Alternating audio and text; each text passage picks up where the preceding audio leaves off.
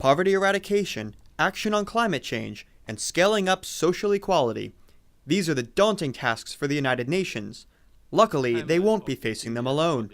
A joint debate of the General Assembly and the Economic and Social Council helped shed light on a growing and important phenomenon, building partnerships for sustainable development.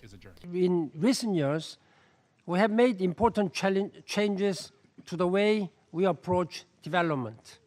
One of the most significant changes has been the rise of new influential actors playing a growing role in promoting the global public good. It is not through isolated and disconnected actions, but through the pooling of our efforts, ideas, and resources that we can achieve the greater good. We have to consider that there are different actors outside responsible for the planet and for the life in the planet.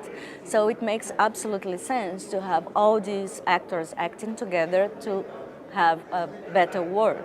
It's smart strategy. When facing enormous challenges, you extend out your hand for help. Those with shared interests and values will then come to your aid. But the big takeaway from today's events was the leading role of one development ally in particular, the business community. The immense value of partnerships. Unlike the past, when the private sector sat on the sidelines of development policy, today's businesses are taking the lead, going beyond promises to be socially responsible to now actively engaging sustainable development goals. If you mess up on the social and environmental front, you damage your brand, you will undermine your own credibility. When it comes to promoting economically, socially, and environmentally sustainable development, the business sector, with its resources and its know-how, plays and undoubtedly will play also in the future a very crucial role. Among the private sector's pioneers of social responsibility is Ferrero. Yes, that Ferrero, the maker of the world's favorite chocolatey snacks like Ferrero Rocher, Kinder Surprise Egg, and my favorite of all, Nutella. It is a fact that in the end, sustainable development also sustain growth, sustain more business, even obtains more profits. But the private sector is still viewed skeptically as a partner by many. It's something not entirely unwarranted in some cases. Sadly, not all private sector actors have operated ethically, and it is unreasonable to assume that the market can solve all problems. Responsible, sustainable business is catching on.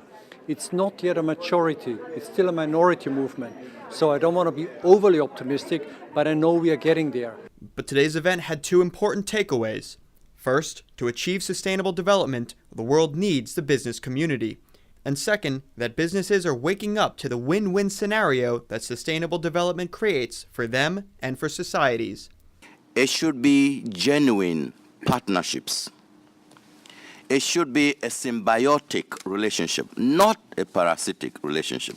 Multi-stakeholder partnerships could not be more timely.